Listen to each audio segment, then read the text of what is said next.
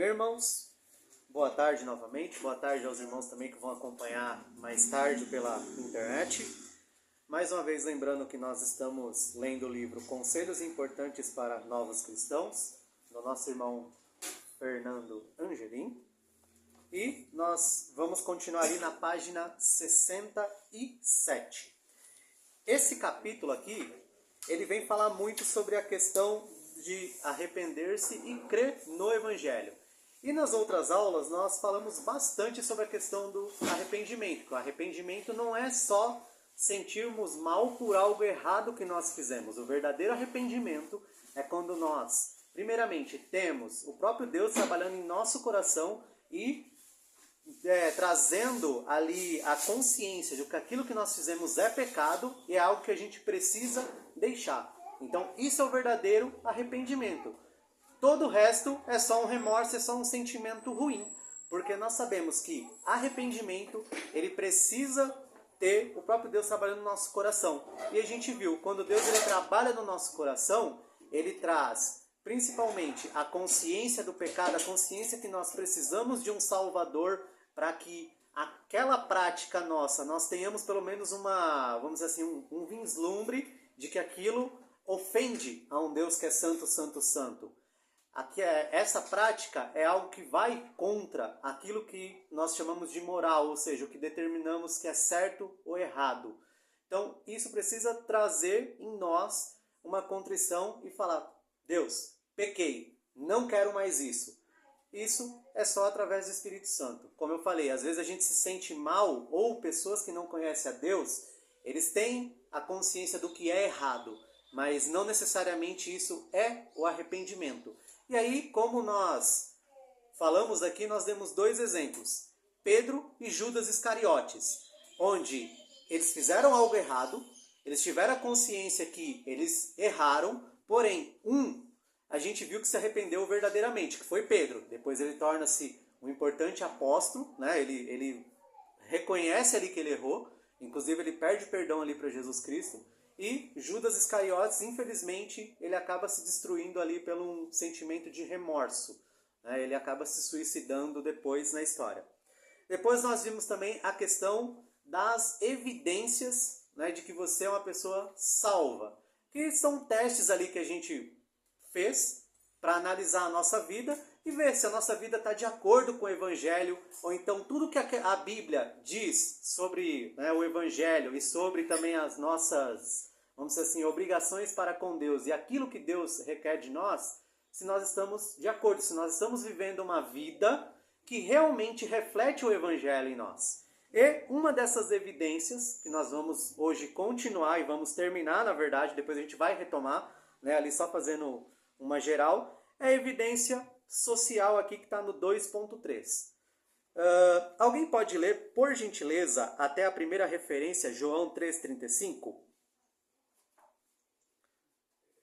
Essa evidência até João 3,35, que é a referência que ele dá. O 2,3? Isso, página 67.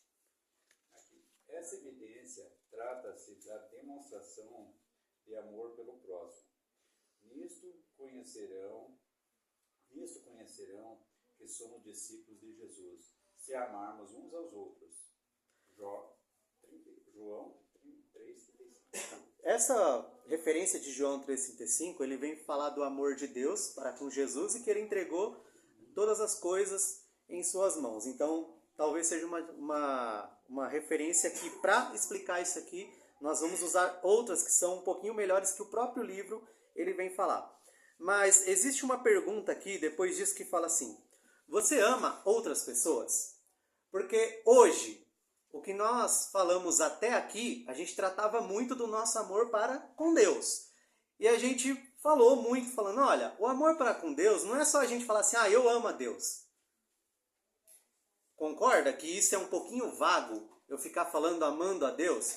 E se você for olhar, todo mundo diz que ama a Deus. Mas como nós podemos amar verdadeiramente a Deus? A própria Bíblia respondeu, através ali de João 15, falando que se nós tivermos os mandamentos e os guardarmos, é assim que nós amamos a Deus. Ou seja, quando nós temos a palavra de Deus e nós entendemos que, primeiramente, nós podemos fazer coisas que atingem e que vão contra a santidade dele, nós olhamos e falamos assim, nós não queremos isso.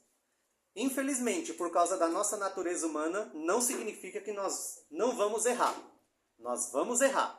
Mas quando nós errarmos, mais uma vez, arrependimento.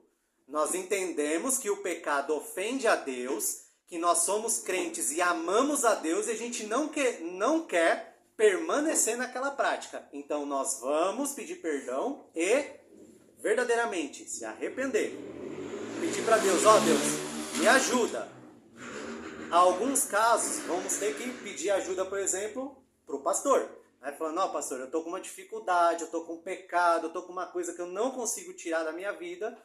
Enfim, né, o pastor ali vai estar orando por você e conversando ali para ver qual que é a melhor maneira, né, de estar aí, vamos dizer assim, tirando essa situação, né, que pode fazer você pecar da sua vida. Mas a gente tem isso e a gente veio falando sobre essa questão de amar a Deus. Mas aí fica a pergunta, e amar ao próximo? E essa é uma pergunta que quando eu estava lendo aqui é algo que me constrangeu muito, porque é algo, por exemplo, que eu, né, quem me conhece aí um pouquinho mais profundo sabe que é uma dificuldade, mas é muito fácil a gente amar principalmente pessoas que estão aqui, a igreja, né, isso é uma bênção. Mas quando a gente fala o próximo, Jesus ele vem falar uma parábola ali do bom samaritano, e é bem interessante porque os samaritanos eram muito mal vistos pelo povo hebreu. Então eles eram considerados inimigos. E aí Jesus olha e ele faz ali, fala uma parábola que o samaritano, ele agiu como próximo daquela pessoa. E os próprios fariseus ali tiveram que reconhecer que realmente era o próximo que Jesus estava falando. Então quando é uma pessoa, por exemplo, que não segue os mesmos valores que nós, às vezes não tem a mesma fé, às vezes é uma pessoa que é perseguidor, é mais complicado. Oi? Isso, o inimigo, e a gente vai chegar nisso, que é em Mateus 5, do 44 até o 48. Pediria também que os irmãos deixassem a carta de 1 João também aí marcada, que a gente vai recorrer bastante a ela. Mas eu gostaria que alguém lesse, por gentileza, Mateus 5, do 44 até o 48. Eu leio. Pode ler então, irmão, por gentileza. Eu, porém, vos digo, amai a vossos inimigos, bendizei os que vos maldizem, fazei bem aos que vos odeiam, e orai pelos que vos maltratam e vos perseguem, para que sejais filhos do vosso Pai que estás no céu. Porque faz que o seu sol se levante sobre maus e bons, e a chuva desça sobre justos e injustos. Pois, se amardes o que vos amam, que galardão tendes? Não fazem os publicanos também o mesmo? E se saudardes unicamente os vossos irmãos, que fazeis demais? Não fazem os publicanos também assim? Sede vós, pois perfeitos, como é perfeito o vosso Pai que está nos céus. Essa é uma palavra que vai confrontar muito nós. Por quê? Que nem ele falou, é muito fácil eu chegar aqui e amar vocês, porque vocês são meus irmãos em Cristo. E graças a Deus eu não tenho nenhum problema, nenhuma diferença com vocês. O duro é com essas pessoas que nos perseguem. É com essas pessoas que a gente sabe que falam mal da gente. É com essas pessoas que às vezes causam, né, coisas ruins em trabalho, na questão da sociedade, em tudo que está. E é bem interessante porque quando os fariseus e os escribas iam para a lei pede para amar o próximo.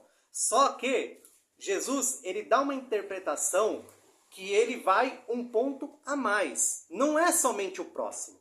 Porque o próximo a gente entende o quê? Que são irmãos à nossa volta, são pessoas que nós convivemos.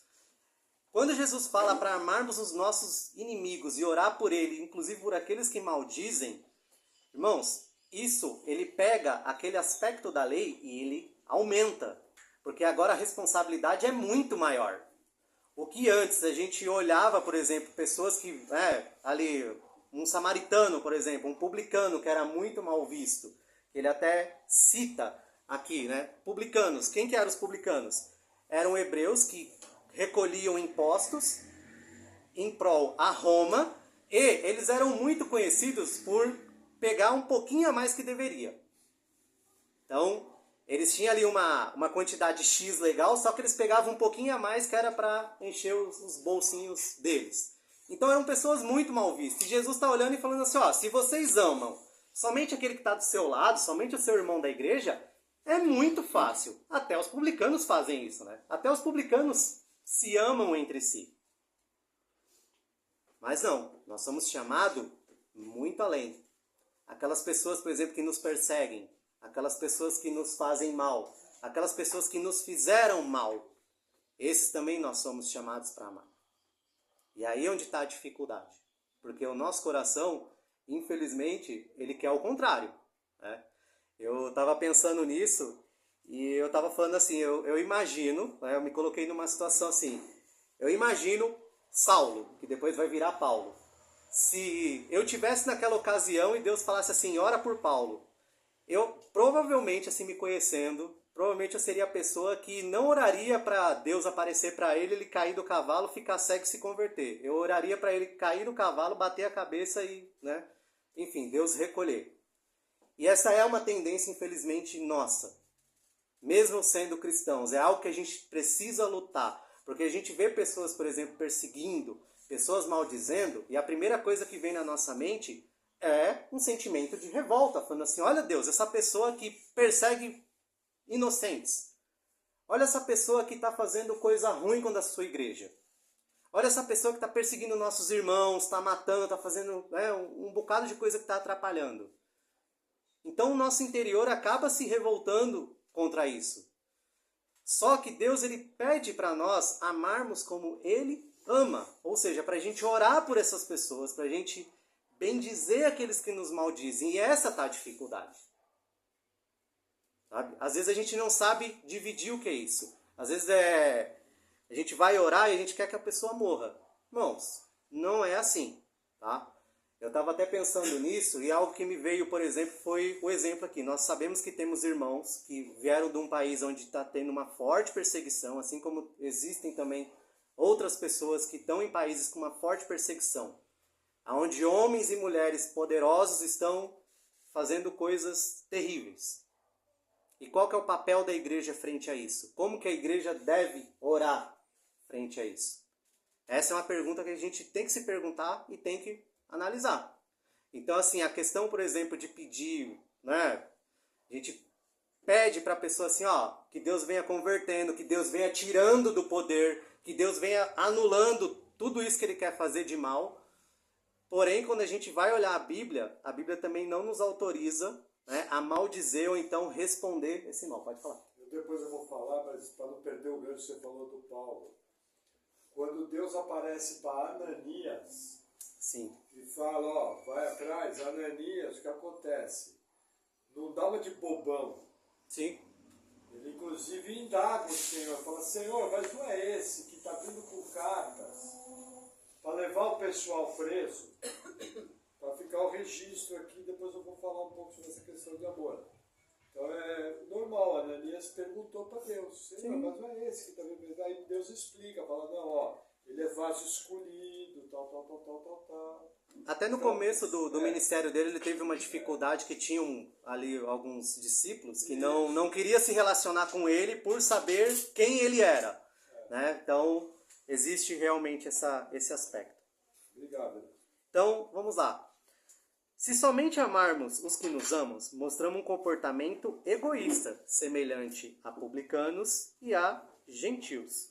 Então, o chamado de Deus é para nós amarmos também as pessoas que nós consideramos os nossos inimigos, aquelas pessoas que às vezes pensam diferente de nós, às vezes falam coisas que, né, ofendem a nós, ofendem a Deus. Fico imaginando ali, por exemplo, aquelas pessoas que fizeram os jogos aí, e a gente sabe que foram colocadas algumas imagens ali para afrontar mesmo. Sabe? Então, assim, eu sei que isso causa uma revolta em nós.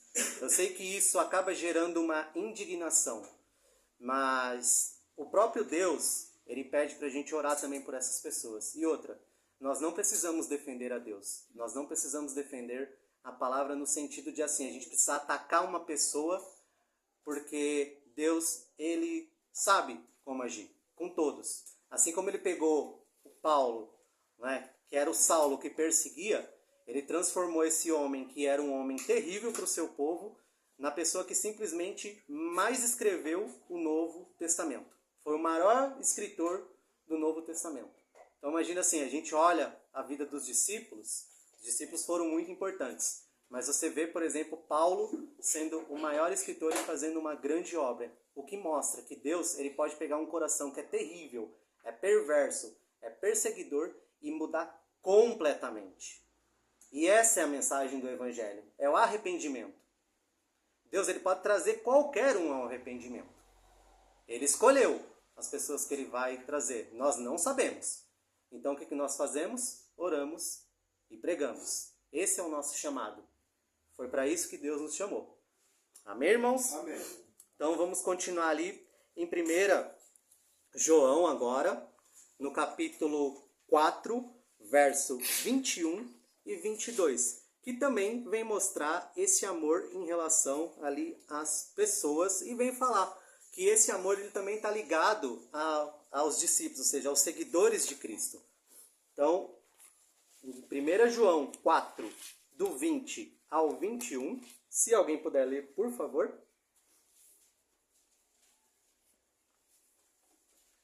Eu leio. Pode falar. E sabemos que já o Filho... Ah, não, vamos 5, peraí. 4... 20 e 21. 20 e 21. Se alguém diz eu amo a Deus e odeio o seu irmão, é mentiroso. Pois quem não ama seu irmão, ao qual viu, como pode amar a Deus, a quem não viu? E dele temos esse mandamento, que quem ama a Deus, ame também seu irmão. Quando ele está falando de irmão aqui, eu também vou abrindo uma outra referência que também está em 1 João 3,15. Alguém pode ler também, por favor? 1 João 3,15. Qualquer que odeie o seu irmão é homicida. E vós sabeis que nenhum homicida tem a vida eterna permanecendo nele. Quando João ele está referindo-se a irmão, eu estava pesquisando isso em alguns comentaristas bíblicos, o que tudo indica é que são irmãos em Cristo, ou seja, são pessoas da igreja. Então a gente estava falando agora sobre pessoas em geral do mundo, né, que não fazem parte ali da nossa comunhão. Agora nós estamos falando em pessoas que necessariamente fazem parte da nossa comunhão. E aí olha só o que fala aqui, que aquele que não ama o irmão, ele é homicida. Então Jesus ele está pegando um outro aspecto da lei e ele está aumentando. Ele está falando assim, ó, se você não ama, se você odeia, você é um homicida. E aí ele está falando assim, olha, vocês sabem que o homicida não tem a vida eterna. Assim como também está falando, olha, se você não ama o seu irmão, a quem você está vendo, a quem você está do lado, a quem você está se relacionando, imagine a Deus que você nunca viu pessoalmente. É um outro aspecto também do amor. Nós temos que amarmos uns aos outros e aos irmãos também. E olha só o que Deus está falando aqui, a gravidade que é nós não amarmos o nosso irmão. E eu vim, infelizmente, de lugares onde existiam muitas diferenças. Né? Pessoas que... Diferenças no sentido assim, brigas, intrigas, grupinhos, um não falava com o outro. E assim, irmãos, eu não sei, né? Eu espero que não tenha isso aqui no nosso meio. Mas se tiver alguém que é aqui irmão nosso e você não se relaciona bem, você não gosta da pessoa, alguma coisa, né, dessa pessoa fez e você não está bem com ela, eu aconselho procurar o pastor Maurício para que vocês conversem, tá? Para que Deus venha tratar isso, porque às vezes é uma coisa, por exemplo, que realmente aconteceu uma situação complicada e essa situação precisa ser tratada, mas às vezes também é uma coisa só da sua cabeça. Você olha e fala assim, nossa, aquela pessoa é tão calada, e a pessoa é calada mesmo. Nossa, mas aquela pessoa é tão falante, a pessoa é falante mesmo. Nossa, a pessoa fala tão baixo, então assim, é uma coisa muito mais da sua cabeça do que realmente um erro do irmão. Por isso que a gente pede, né? Por quê? Porque uma igreja que tem diferença, ela começa a morrer por dentro. E assim, intrigas, irmãos, dentro de igreja é uma coisa muito séria, muito complicada. Faz com que pessoas se machuquem outras pessoas, faz com que, vamos dizer assim, o pastor também acaba perdendo o controle de algumas situações. E aí vem comentários ruins, vem fofoca, vem um monte de pecado junto, né? Porque infelizmente o pecado ele nunca vem sozinho, ele sempre vem trazendo outros junto com ele. E assim, é um abismo chamando outro abismo. Então, se há alguma coisa, né, que você tem contra o seu irmão, trata, sabe? Como eu falei, eu vim de igrejas que, assim, pra você ter uma ideia, aconteceu uma situação na igreja em que uma pessoa chegou na outra, né, querendo dar uma de muito espiritual e falou assim para outra pessoa: olha, eu tô orando a Deus porque eu não gosto de você. Você é uma pessoa que eu não gosto, assim, eu odeio você e não tem motivo nenhum, né? Enfim, não gosto de você, sabe? E aí outra pessoa também, bem carnal, e, né, falou assim: não tô nem aí, quem vai pro inferno é você. E aí acabou, assim, uma situação que dava para ser tratada, né? Se essa pessoa chegasse no pastor e falasse: não gosto daquela pessoa, mas fez... Não, então vamos orar então, é alguma coisa, sabe? Acabou fervendo muito mais. Acabou esticando muito mais. Então, divisão dentro da igreja acaba causando isso. E quantas vezes, né, a gente não vê problemas, não vê fofoquinha, não vê coisa errada. Irmãos, tem que tratar. Tá? Isso faz parte do arrependimento. E uma evidência disso é nós mostrarmos que nós amamos uns aos outros, nós amamos os nossos irmãos, nós tratamos com misericórdia. Mesmo que a pessoa erre com a gente faz o quê? Trata.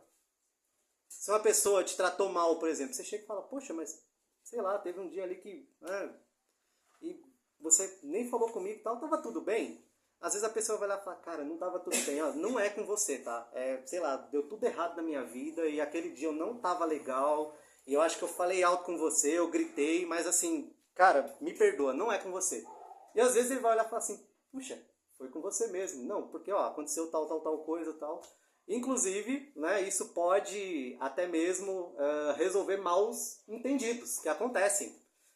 Como eu falei, nem sempre a gente está bem, né? Tem aquele dia, parece que a gente toca o dedinho na cama já ao acordar. Aí temos situações ruins no trabalho, com família, com várias coisas. Então, assim, a gente já não chega muito legal na igreja. E, né, essas emoções acabam fazendo que criem situações que podem ficar, né, chata. Mas como eu falei, se nós somos irmãos que amamos aos outros, a gente chega: ô irmão, tá tudo bem? Não, poxa, tô sentindo meio você, sei lá, meio chateado, meio triste, tá tudo legal? Poxa, fiz alguma coisa pra você? É assim que a gente trata, irmãos. Numa boa. E isso faz com que, como eu falei, né, com que a igreja cresça, fique mais unida e que com certeza Deus ele vai se agradar disso. Nem sempre nós vamos estar num dia bom, nem sempre, né, nós vamos acertar o tempo todo e até, né, é muito difícil você acertar o tempo todo, principalmente quando começamos a, vamos dizer assim, conviver muito com outras pessoas. A gente começa a enxergar os defeitos dela, a gente começa a ver que tem defeitos dela que podem nos atingir. Mas, irmãos, aqui nós somos crentes, nós somos pessoas que somos regeneradas. Então, assim, se você fala com uma pessoa que é verdadeiramente crente, se você fala com uma pessoa que tem arrependimento no coração, pode ter certeza, irmão, que aquela pessoa vai te amar ainda mais. Pode ter certeza que aquela pessoa, ela vai fazer de tudo para reconhecer o pecado dela e também retornar à comunhão. Por quê? Porque nós amamos a Deus. E quando nós amamos a Deus, a gente tem essa consciência que nós amamos também aos nossos irmãos. Isso Tá? lembra Mateus 18, né, professor? Quando Jesus dá orientação. Ali, Mateus 18, 15. Ora, se teu irmão pecar contra ti, vai, repreende-o entre ti e ele só. Se te ouvir, ganhaste o teu irmão. Mas se não te ouvir, leva ainda contigo 1 ou 2, para que pela boca de 2 ou 3 testemunhas toda palavra seja confirmada. E se não as escutar, diz a igreja. E se também não escutar a igreja, considera como gentil ou publicano. São as 4 fases que assim, Acho até que nós vamos ter que dedicar hoje na aula um pouquinho mais de tempo para isso. Sim, tá? sim, eu ia falar sobre isso. Talvez nem vamos entrar no outro tópico. Então, Uhum. assim, eu conheço a história de uma família conhecida nossa, que um irmão, imagino que era irmão, que inclusive já partiu para o Senhor, ele fez fofoca sobre duas meninas da igreja, a filha da família e a filha de uma outra família. E falou, essas duas meninas, elas são homossexuais. Elas andam sempre juntas. Aí as duas famílias ficaram indignadas. Como que fala que minha filha é homossexual? Entendeu? Aí a família procurou orientação.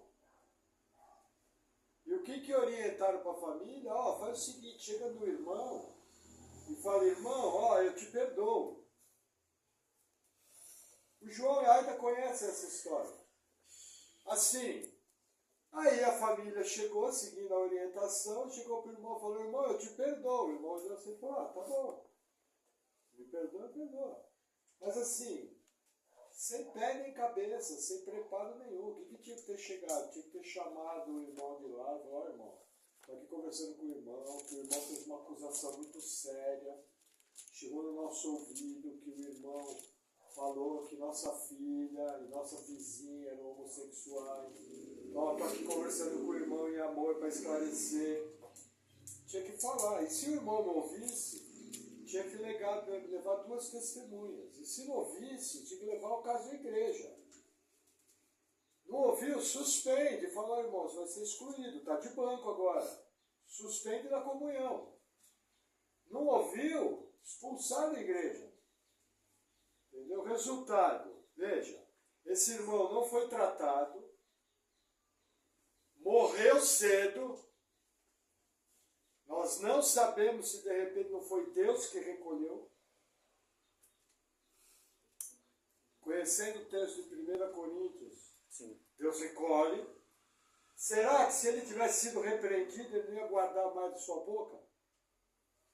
Não ia ficar mais atento? Porque, veja, sem justiça não há paz. Então, assim, os assuntos foram feitos para serem tratados em amor. Ah, pastor, qual é a diferença nossa para o mundo? No mundo já vem, estava no nariz já. Dá a primeira, quando o cara cai, fala, isso eu preciso aprender a ser homem. Não é assim que o mundo faz, você? Já não vê? O mundo não dá no nariz? Não, dá, pô. De que país você veio? Não. Mas de que país você veio? Lá na Venezuela se faz uma ofensa, um não bate no outro. Sim. O mundo faz assim, o mundo dá tiro na cara, dá facada. Entendeu? Então, assim, em amor, você tem que chegar e falar a verdade. Ó, irmão, o irmão pecou aquele dia, como o professor falou. Ó, eu vi que aquele dia o irmão não me cumprimentou. Tá tudo bem? Resolveu o problema. Matou o monstrinho enquanto o monstrinho era pequeno. Muito bom o seu exemplo que você fala. Porque às vezes a pessoa fica indignada com a outra só porque a pessoa não deu bom dia. Está com o maior problema na cabeça. Está com a maior dificuldade. Cabeça quente. Entendeu? E está precisando de uma oração, está precisando de um abraço, está precisando de amor. Depois a gente, no final, eu vou ter umas coisinhas que eu anotei aqui. Pode continuar, professor.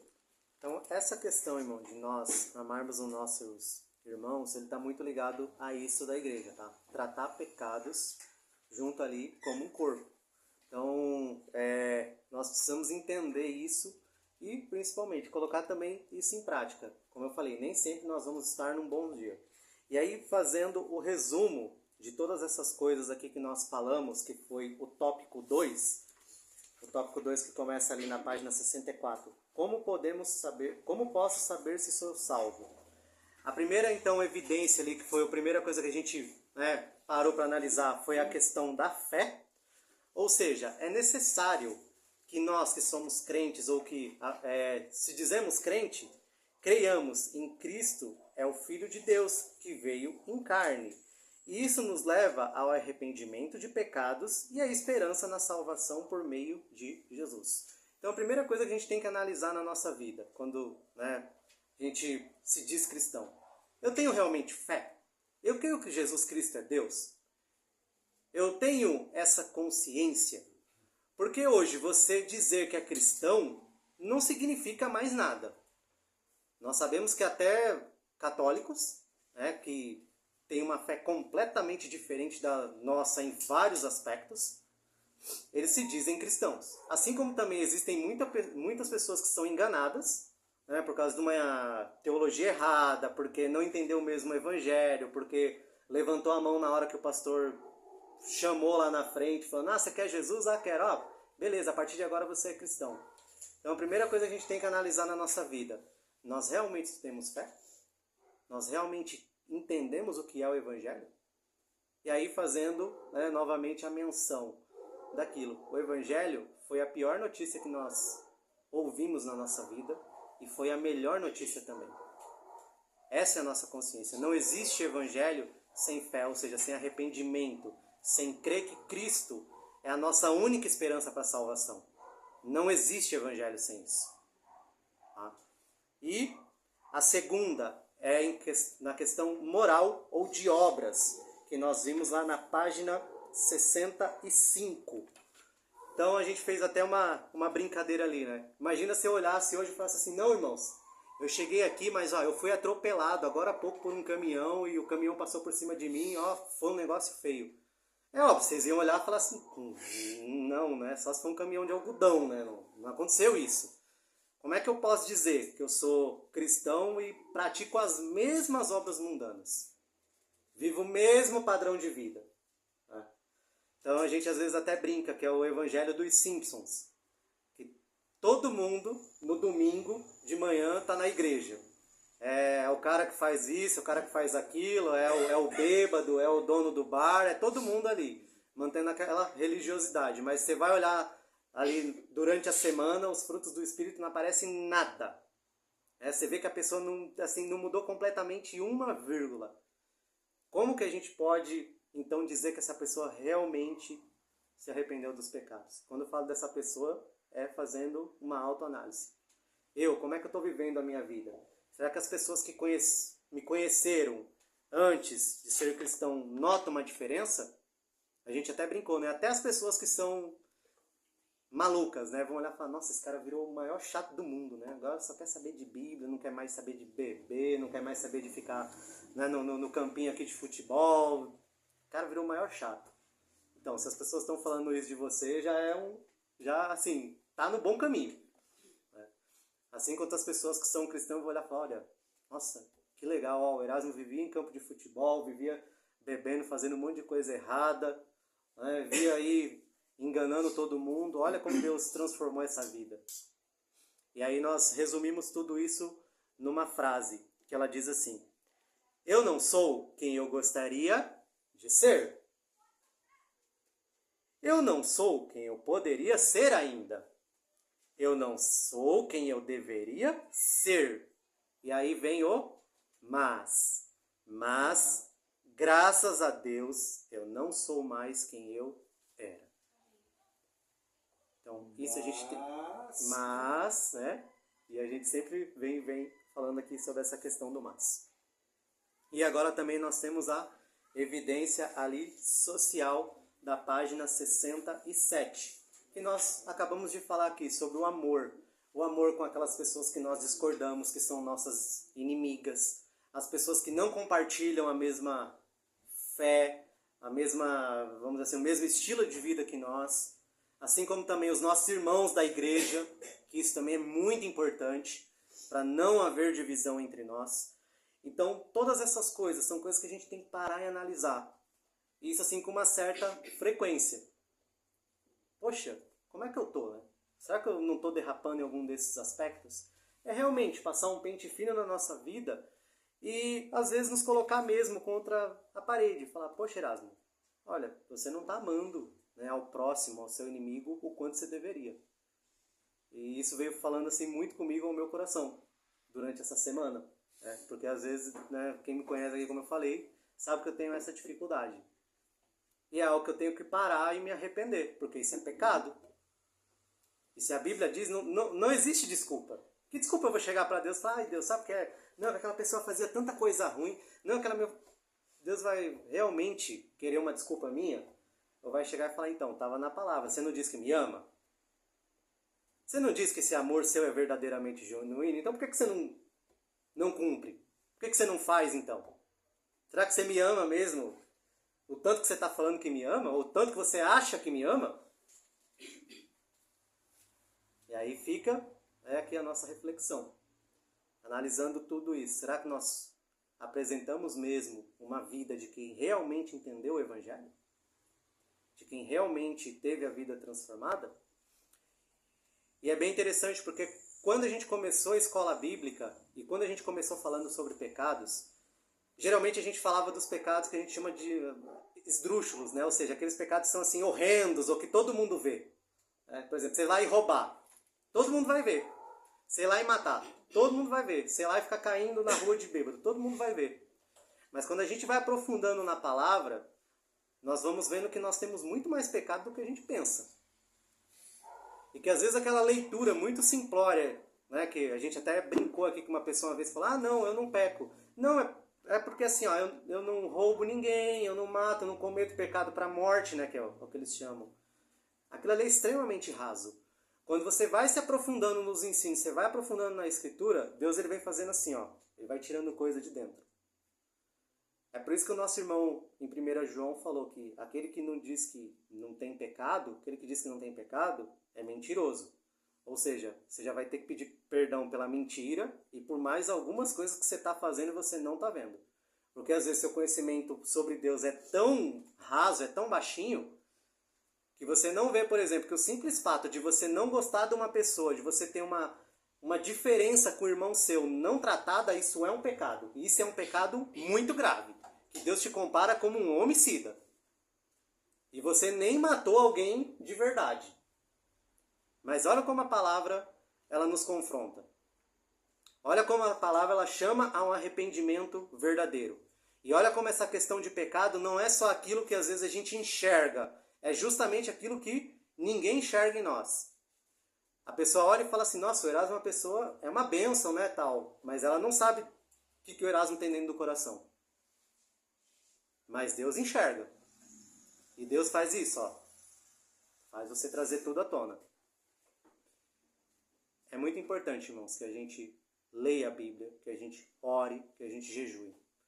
Porque é a partir disso que nós vamos aprofundando o nosso conhecimento em Deus.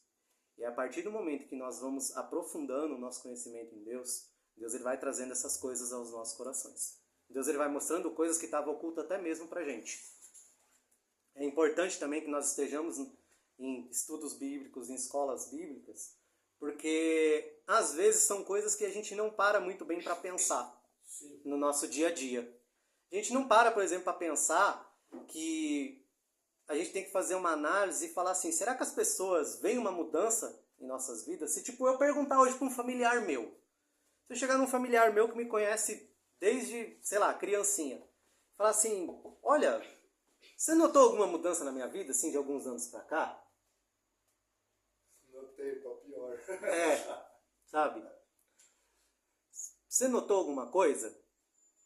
Então são questões que a gente às vezes não para pensar. E se vocês tiverem alguma dúvida sobre isso, algum comentário, porque essa parte agora das evidências, nós vamos fechar ela para passar para uma outra parte também que é muito importante, mas provavelmente não hoje, né? Acho que a Carol tem uma pergunta. Não, não uma pergunta. Ah. É uma situação que às vezes se apresenta. Sabe que quando nós aceitamos a Cristo, sabemos que somos llenos de eso. Ele nos justifica, nos renova, santifica. Então há uma ideia de aquele que parece um pão molhado em guarapo. Esse é um dito muito... Não, pão molhado, o que é guarapo? É isso. Guarapo é café aguado, Ah. mais claro. Então, como pão molhado em guarapo, então ele vai caminhando, eu sou santo. Por quê? Porque Cristo me santificou. Mas quando você pode olhar a pessoa e como você fala, não uma pessoa que rouba, não uma pessoa que anda em falso testemunho, se cuida, pues, de su testimonio para fora. Sim. Pero cuando você ve por dentro, você pode encontrar uma pessoa manipuladora, que é o pior que há na vida. Verdade. Urubu Então, oxigenado. então eu acho que faço esta cotação para aclarar isso, que sim, o Senhor nos santificou, nos renovou, nos regenerou, pero porque nós todos os dias precisamos dessa renovação, regeneração, justificação e santificação em nossa vida. Cada momento, porque nós não sabemos em que momento que tropeçamos.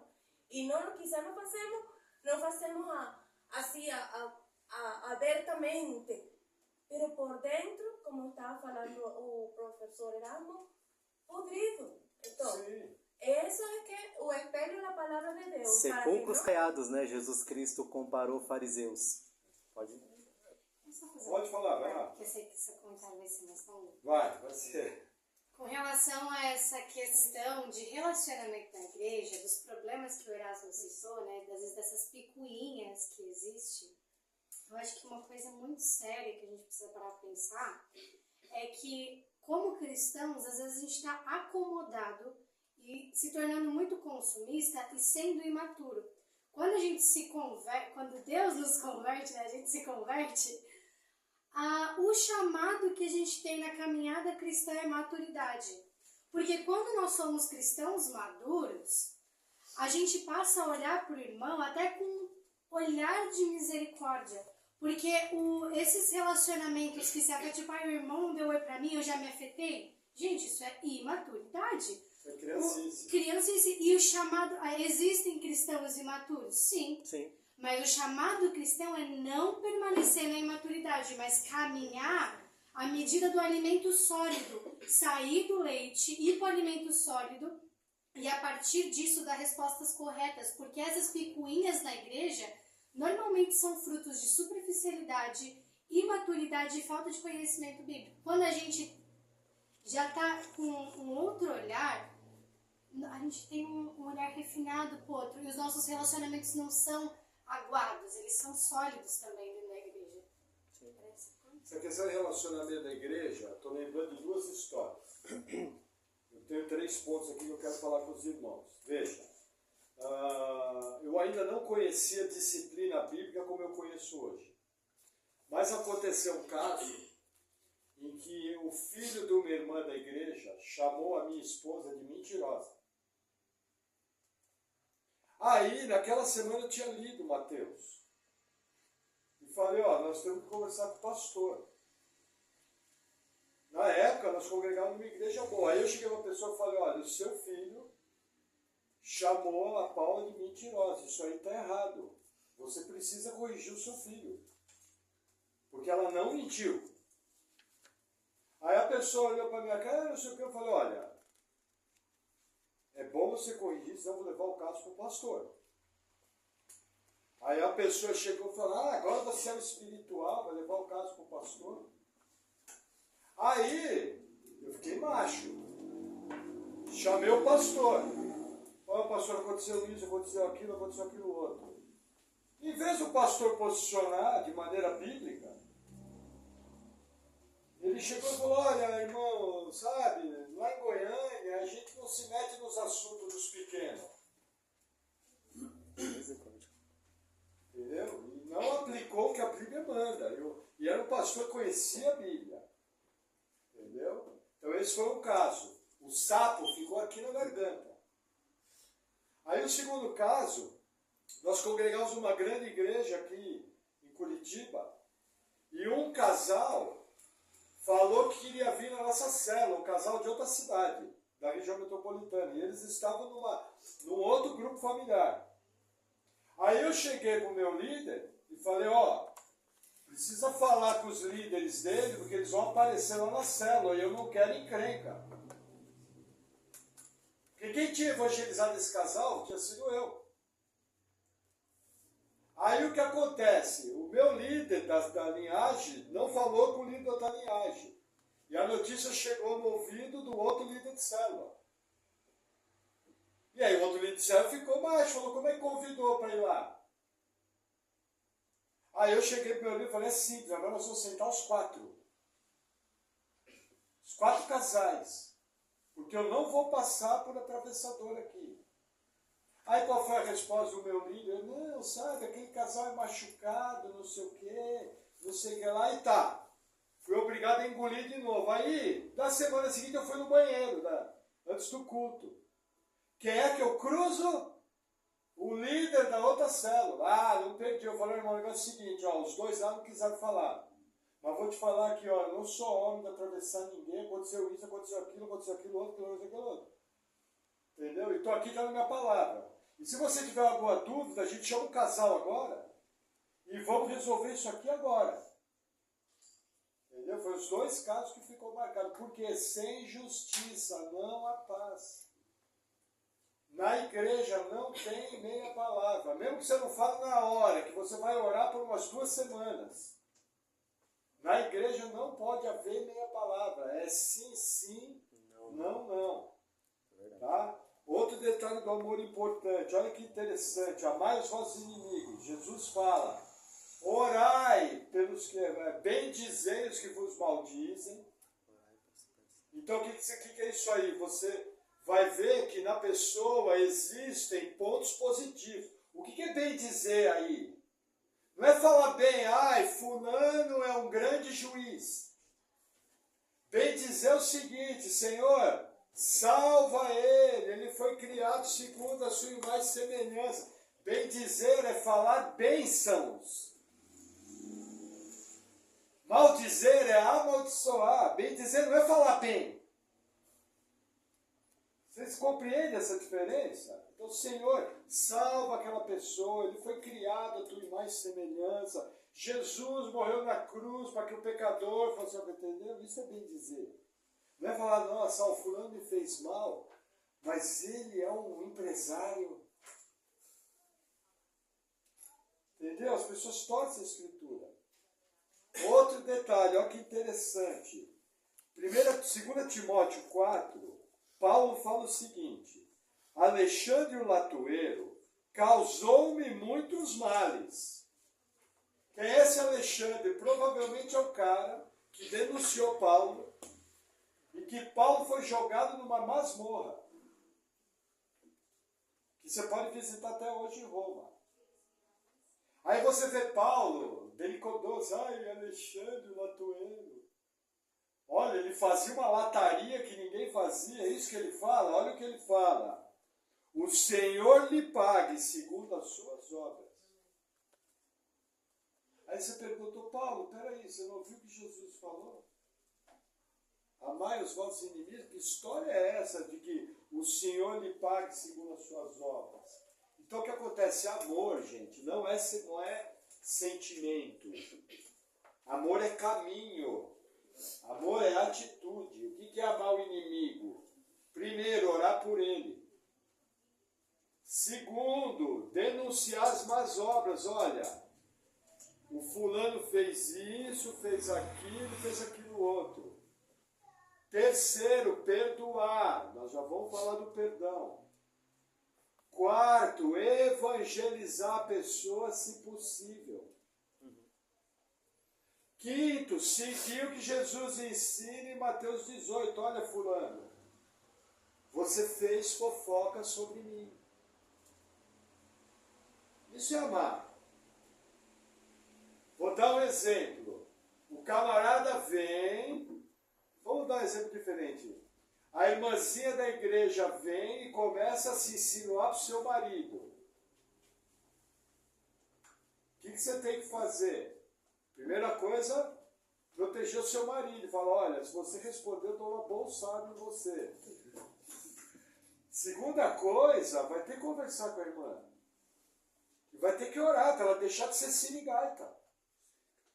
E deixar de se abrir para o marido das outras. E, se for o caso, levar para o pastor. Isso é amar. Entendeu? O que a gente pensa? Ai, irmão, eu te amo. Agora, a maior expressão do amor, o que é? O perdão. E olha, perdoar alguém que fez fofoca com você é fácil. Eu quero saber você perdoar como aconteceu com uma irmã lá na África missionária, que o camarada entrou na igreja e violentou a filha dela. Aí eu quero saber como é que você perdoa. Então o que acontece, irmãos? O perdão é uma atitude. Se alguém faz algo muito sério para você, a sua vontade é esganar.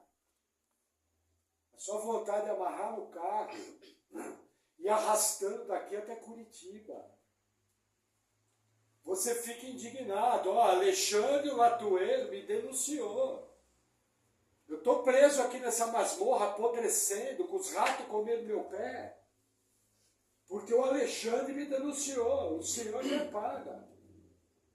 Agora a gente percebe na fala de Paulo que ele está com o coração tratado, o assunto está resolvido. Então o que é o perdão? Senhor, o que essa pessoa fez me deixou indignado. O que essa pessoa fez não se faz. Mas eu aprendi pela tua palavra que eu também sou tão pecador quanto ela. Senhor, eu escolho perdoar. Eu quero perdoar. Se aquela escolha, aquele querer for sincero, na hora Deus começa, já aceita. Mas o que acontece? A sua atitude está desligada do seu sentimento. Você escolheu perdoar, mas sempre que você lembra daquilo, estuprou sua filha, você vai ficar indignado, com uma raiva. Correto? Estou pisando no planeta Terra? Só que aí você vai lembrar, não, eu sou pecador também, e eu decidi perdoar. Senhor, me ajuda. Aí passa um tempo, você lembra da pessoa. Novamente vem aquela raiva de novo. Porque é um processo, você decidiu perdoar, mas as suas emoções estão sendo tratadas. Você não é um boneco. Até que vai chegar um momento em que você vai lembrar da situação e vai fazer aqui que nem Paulo, Alexandre Latueiro me causou muitos males. Que o Senhor dá para o Senhor julgue. Entreguei ele na mão de Deus. Está resolvido. Eu escolhi perdoar. Não concordo com o que ele fez. O que ele fez não se faz. O que ele fez me prejudicou. Mas por causa da obra de Cristo, eu escolhi perdoar e Deus tratou o meu sentimento. Agora eu olho para ele, já não me dá aquele ódio, não me dá aquela raiva, não me dá aquela indignação. Quando acontece isso, concluiu o processo de perdão. Mas o que eu quero que vocês entendam, isso coloca o perdão como ele é na prática. Mas o que eu quero que vocês entendam, quando você sinceramente, lá no começo, decide perdoar, você já resolve com Deus. Porque Deus sabe se você está mentindo ou não. E se aquela decisão for verdadeira, já está valendo para Deus. Aí é só cumprir o processo. Porque a maior dificuldade nossa com textos como esse é uma má interpretação. Entendeu? O camarada veio, abusou sexualmente, fez uma maldade para alguém, e você vai rir da cara da pessoa. Você vai ter que se segurar para não bater na pessoa e matar na pancada. Porque é perigoso numa explosão de ira você fazer até uma besteira. Percebe? Então, assim, é muito importante, eu tratar com é muito importante. Veja, quanto maior a ofensa, mais ajuda você vai precisar de um pastor orientando, vai precisar de intercessores orando por você, vai precisar jejuar, porque quanto mais forte a emoção, mais difícil lidar com o sentimento de injustiça, com o sentimento de indignação. Entendeu? Eu lembro da falecida pastora Minu. Os pais dela vou usar a palavra para a turma não entender, foram degolados na frente dela em casa. Uma revolução em Angola. Ela tinha 9 anos de idade. O crime dela era ser branca. Como que você perdoa uma coisa dessa? Percebe? E eu lembro que a pastora Milu, uma vez, uma experiência com um morador de rua, ela tentou abraçar o morador de rua. Ela falou que o cheiro que veio foi muito forte. E ela se afastou, fechou os olhos e olhou e pensamento, Senhor, me ajuda, porque eu não consigo. Ele está cheirando muito mal.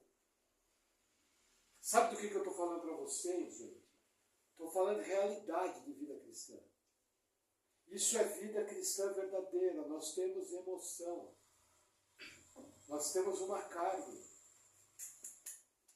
Entendeu? Porém, o Espírito Santo habita em nós. E Ele capacita para toda boa obra. Agora, a questão é, você está disposto no seu coração a fazer o certo? Você está disposto a carregar a cruz? Você está disposto a seguir o que Jesus ensinou? Essa é a questão. Amém? Então é isso. Não só, finalizando, que quando a gente olha, por exemplo, humanamente falando, a gente entende o amor como um sentimento. E quando a gente olha para a Bíblia, amor realmente é um mandamento, é uma decisão. Então, às vezes, o mandamento ele vai contra a nossa natureza, contra aquilo que a gente sente no momento. Então, acho que é algo para a gente refletir. E até a próxima aula, que nós vamos tratar de um assunto bem legal. Os que desviam perdem a salvação? Essa é a pergunta que fica para a próxima aula. Professor, obrigado pela abertura. Tá? Pode encerrar.